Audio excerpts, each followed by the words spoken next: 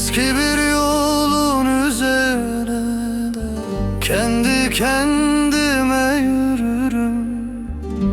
Adın kalbimin içinde sessiz bir ateş gibi yanar. Dağlar bu sevdaya şahittir, baharda kışta. Ben gittim ama kalbim kaldı senin yanında, her yerde.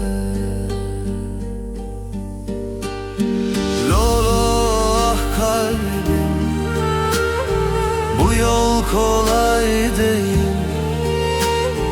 Lolo ah kalbim, bu sevda asla bitmez. Lolo ah kalbim, yüreğim sensiz yaralı.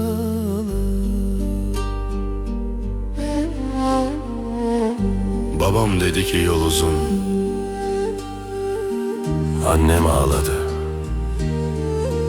Dedim ki bu kalp bilir neden buradan gitmediğimi. Eğer hayat beni alır götürürse bir nehir gibi taşlara, türküm kalacak geride, adının üstünde hep.